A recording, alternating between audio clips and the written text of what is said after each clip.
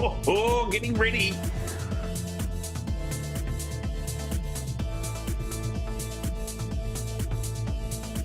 Not long to go. We've got the countdown happening.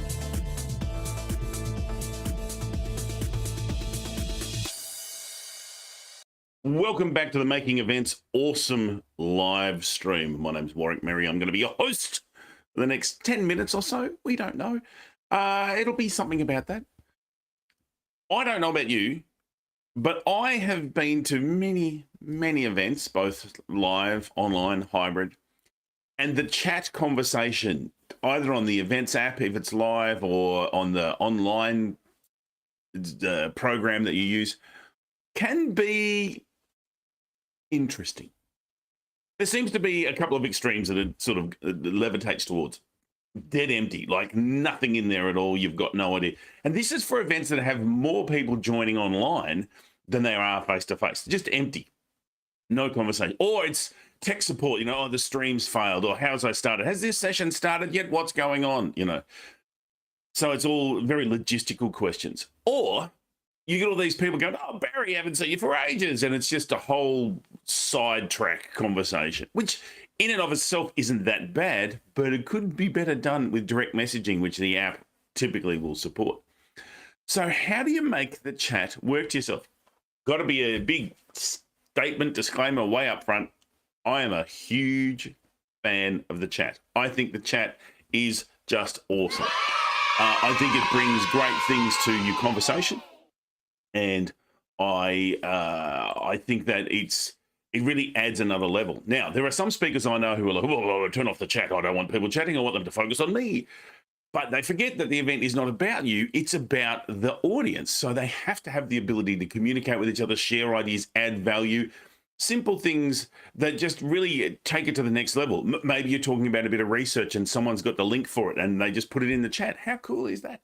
So if you have a large event going on, a small event, I really think it's important to have a chat shepherd. Now, why do I call them chat shepherd? Well, some of you may know that I grew up on a farm. Yes, farm boy, that's me. So I grew up on a farm, and I've got to tell you, dealing with the sheep was one of the most painful things. Now, we didn't have many. We probably had 10 or 20. But if you had to get them from one paddock to the next paddock, it was incredibly challenging. I got to tell you, I reckon I've spent hours trying to get these sheep through a gate, and they will not go. They'll come up to the gate that's open. They'll look into the next paddock where all the great grass is, and there's fresh water, and they love it in there, and they just will not cross that line. It got to the point that to get them through, I learnt the trick. And the trick is simply this. You catch a sheep, you throw it through the gate.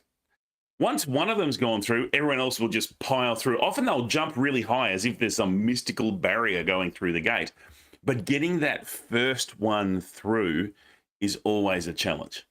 You've probably seen the same thing when you go to friends' weddings. It's like the music plays and they go, oh, come up on the dance floor. Events are the same. Being that first one, it's so hard, but everyone else then goes and follows. So you need a chat shepherd to guide people into the chat. You need someone on your team who will start that conversation, who will add some of the extra value, who will show it's okay to do stuff in the chat. Even if it is, if there's an interactive activity going on, putting some comments, referencing it, getting it happening, stimulating that chat. In the same way, if there is some distracting chat going on, you can tag the people or at the person and just say, hey, maybe this is best done in a direct message so that you can take that stuff or, just not distract the rest of the people there. It's an incredibly valuable tool because what it allows you to do, anyone in a hybrid event, anyone who's in the room versus people who are online, it's a way to cross-engage or to get that better depth of engagement.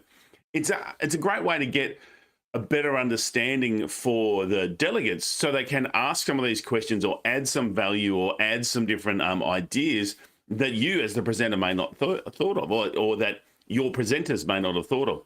So again, it's always really important to make sure that your presenters at some stage have access to that chat.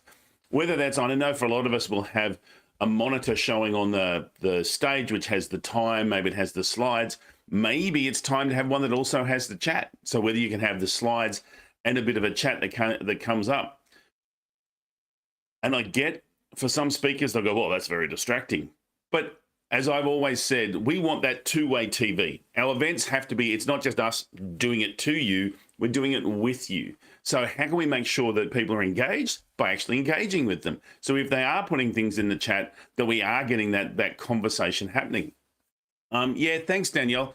It really is that giving them that burst of encouragement to just start, because there is these, there are these virtual comments or these ideas in their head that they might have that they're never going to say. So the chat shepherd really makes a big difference. And look, let's be honest, you've typically got a lot of staff at an event who during the breaks are flat out.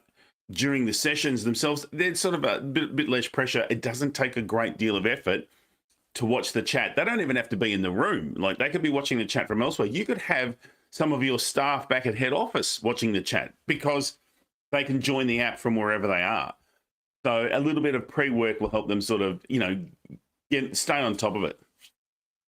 It's a really worthwhile. I'm a huge fan of the chat. I think the chat is going to give you far more depth of engagement that you really think about, because it is about the delegate. It's about the delegate sharing their experience or having that personal direct conversation. So they are part of the event. They are not just experiencing it, they're part of it.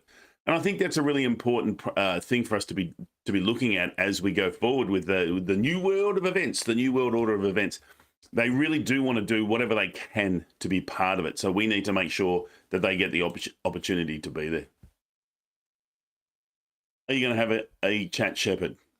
Do you need some help with the chat shepherd? Do you need some guidelines? If you do, reach out to me. I am happy to help. Just put a comment below. If you're watching a replay, just go, hey, replay, and put whatever comments your thoughts are on chat shepherds. I'm just interested. If you're someone who hates the chat, let me know why. I'd love to hear your thoughts on the chat and how it works. If you want to come and hang out with some conversation where we talk more about this kind of stuff and we talk about events, why not come and join us we got a little Facebook group called Making Events Awesome. So head to makingeventsawesome.com, join the group, and we'd love to hear from your experience. I'm always interested in another voice. I did a post recently and someone reached out to me and said, yeah, that's not okay. So I took it down and I learned. Oh my God, he can be taught. So it is about learning from everybody else and sharing your experience. So if you want to get a bit more and learn making events awesome, do it. If you're looking for someone to help make your event awesome with it as hosting of it, hey, reach out. Always happy to have that conversation. All right. Hey, thanks for joining me. It's been fun and I've enjoyed your company. Back again next week, 9 a.m. Thursday, Melbourne time. And we'll talk more about making events awesome. Thanks for joining us. You've been great.